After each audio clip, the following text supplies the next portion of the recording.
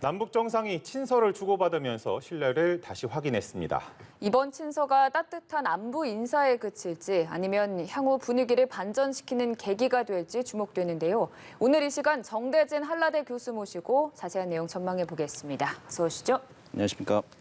일단 이번 친서의 내용도 공개가 됐습니다. 특별히 주목할 만한 부분을 먼저 짚어주신다면요. 보통 친서 내용이 공개가 잘 안 되죠. 네. 근데 이제 북한이 좀 이례적으로 좀 상세히 밝혔습니다. 그 부분에서 좀 눈에 띄는 거는 덕담을 좀 주고받은 게 일단 기본 기조였고요. 특히 또 김정은 위원장이 문재인 대통령에 대해서 퇴임 후에도 변함없이 존경하겠다라고 하는 표현을 쓴 게 좀 눈에 좀 띕니다. 그리고 문 대통령의 고뇌와 노고를 높이 평가한다라고 얘기했는데 뭐 존경하는 건 돈 드는 일은 아니잖아요. 그래서 이제 같이 정상회담을 했던 파트너한테 이 덕담과 이제 찬사를 좀 보낸 것 같고요. 그러면서 또 동시에 이제 뭐 일각에서 지금 벌써부터 얘기가 나오고 있는데 지금 우리 정부가 바뀐 후에도 문재인 대통령의 역할이나 그런 것들에 대해서도 뭐 염두에 둔 거 아니냐라고 하는 분석들이 그래서 좀 뭉게뭉게 나오고 있는 것 같습니다.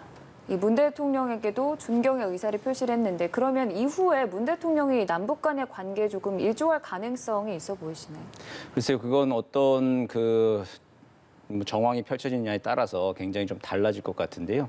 과거에도 노무현 대통령 시절에 김대중 대통령이 북한 방문하면 어떻겠느냐, 이게 그때 핵위기가 고조되고 있을 때 네. 그런 얘기가 상당히 좀 많이 있었습니다. 결국 실현은 되지 못했고 김대중 대통령도 실제 갈 의사는 있었는데 북한의 초청 같은 것들이 그때 없었죠.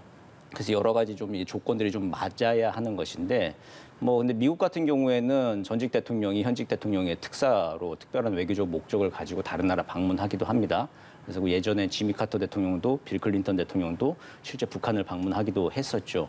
뭐 이제 그런 식의 새로운 그림, 우리나라 외교사에서는 없었지만 그런 식의 새로운 그림들이 펼쳐지면은 이제 그게 국민들이 좀 얘기하는 초당적 협력이라고 하는 모습이 뭐 펼쳐질 가능성, 이제 그건 또 외교와 정치 영역에서는 또 배제할 수 없는 가능성이라고도 생각합니다. 근데 앞서도 잠깐 말씀해 주셨지만 이번 친서는 북한이 먼저 공개를 했단 말이죠. 어떤 특별한 이유가 있다고 보시나요? 뭐 선제적으로 좀 공개를 좀 한 것은 보면은 문 대통령에 대해서 이제 개인적인 감정이라고 하는 것, 이제 그런 것들은 특별히 없다라고 하는 얘기도 확인을 좀 하고, 그리고 주목할 만한 게 지난 4월 11일 날 네. 그 김정은 위원장이 집권 10년을 기념하는 중앙 보고대회가 열렸는데 거기서 평화의 위대한 수호자라는 새로운 호칭을 좀 얻었습니다. 그러니까 한반도에서 이제 그들이 얘기하는 평화라고 하는 것은 자신들의 강력한 국방력으로 미제의 그 선제 공격을 막아내는 의미에서의 평화예요.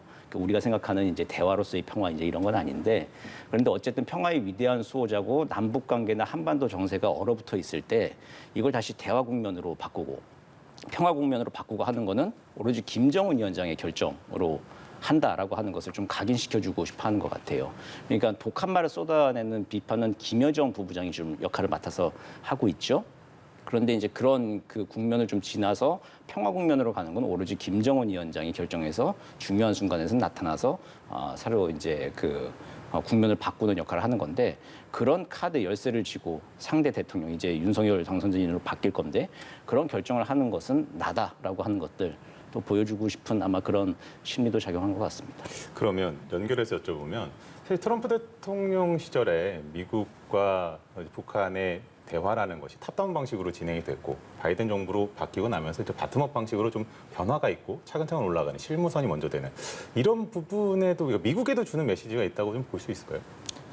트럼프 대통령하고 이제 그 러브레터라고 할 만큼 이제 펜팔 친구라고 불릴 만큼 이렇게 그러니까요. 막 친서를 주고 받았는데 네. 이제 지금은 그게 바이든 대통령 들어선 전혀 안 되고 있죠. 그래서 이제 뭐 미국한테도 자기는 좀 친서를 보내고 싶을 수 있다라고 하는 것들, 이번에 문 대통령하고는 뭐 관계가 좋으니 보낼 수 있겠다라고 하는 건 형식적으로는 좀 보여줄 수 있는 것 같아요. 근데 친서라고 하는 거는 편지는 그렇잖아요. 그냥 써서 보내면 되는 거예요. 답장을 하는 거는 또 저쪽의 이제 자유 선택 상황인 것이죠. 꼭 답장을 못 받을 것 같으면 편지를 못 보낸다. 이제 그런 건 아니고 친서라고 하는 것도 뭐 이건 어쨌든 외교적으로는 이제 보안의 상황, 비밀 영역이기 때문에 김정은 위원장이 필요하면 친서를 보내면 됩니다. 근데 보내는지 안 보내는지 모르겠어요, 바이든 대통령한테. 근데 어쨌든 자신은 그 남한 대통령하고도 계속해서 친서를 주고받고 전임 이제 트럼프 대통령하고도 친서를 주고받았던 그 리코드, 그 경험이 있다라고 하는 것들을 뭐 이야기를 꼭 굳이 바이든 대통령이 그렇게 의도를 읽으면은 뭐 좋겠다라고 하는 것들 뭐 생각을 했는지 안 했는지 모르겠지만은 어쨌든 그 가능성이 하나로는 볼 수 있을 것 같습니다. 근데 이번에 친서가 공개된 그 길도 대외용인 조선중앙통신을 통해 보도가 됐단 말이죠. 그러니까 북한 주민들이 볼 수 있는 대내 매체, 노동신문 이런 데는 보도가 되지 않았다는 점에서 어떤 의도가 있다고 볼 수 있는 건가요? 그 오늘 노동신문에 이제 쿠바 주석에 대해 생일 축전을 보내는 게 일면 톱 기사로 나왔어요. 네. 근데 이제 노동신문에는 문재인 대통령에 대한 친서 답장 내용은 이제 안 나오고 말씀하신 대로 주로 대외 메시지를 내보는 데 사용하는 조선중앙통신을 택했습니다. 그러니까 아마 주민들한테 아직은 기억하시겠지만 4월 1일, 4월 3일자로 해서 이제 김여정 부부장이 우리나라 서 국방부 장관의 그 선제 타격 발언에 대해서 이 핵 보유국을 상대로 이제 그렇게 하면 안 된다라고 해서 아주 거친 말을 쏟아낸 걸 기억하실 겁니다. 이제 그건 노동신문에 나왔어요. 그러니까 대남 때리기가 일단 아직 채 한 달도 지나지 않은 상황으로 인민들이 기억을 하고 있습니다. 그리고 남측에서 자신들을 선제 타격까지 할 거다라고 하는 걸로 이제 인민들 결속을 시키면서 4월 달에 묶어가고 있는데 갑자기 이제 맥락이 없이 김정은 위원장이 문재인 대통령에 대한 친서를 보냈다. 그리고 그 내용도 거친 말이 아니라 덕담을 하는 내용으로 변함없이 존경하겠다. 그 내용을 보냈다라고 하는 거는 사실 인민들한테 설명할 길이 없는 거죠. 갑자기 노동신문에 나오는 거는.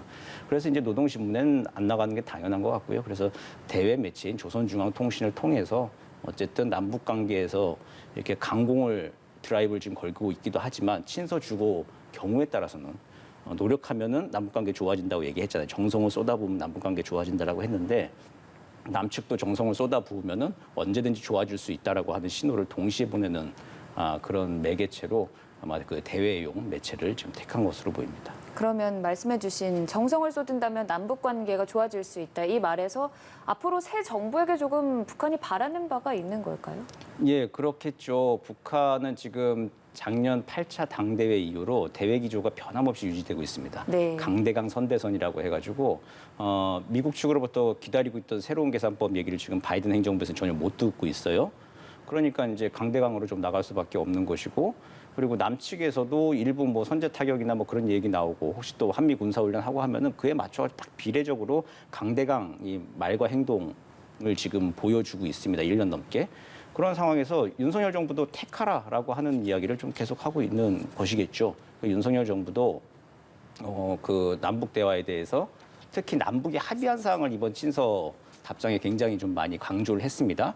그 기존의 그 합의 사항들에 대해서 좀 이행을 한다면은 거기에 대해서 성의를 보인다고 한다면은 뭐 남북 관계에 대해서 뭐 생각해 볼 여지가 있다라고 하는 것. 그 어쨌든 먼저 남측이 이야기를 하면 거기 비례적으로 맞춰서 가겠다라고 하는 거. 아마 지금까지는 그게 바뀌지 않은 기본 기조인 것 같고요.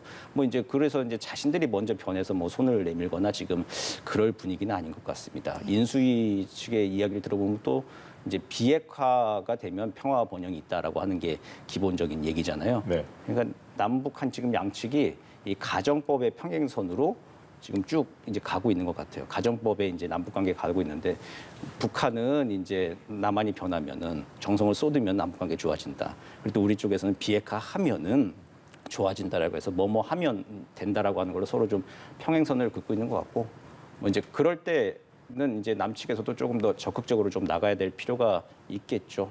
네.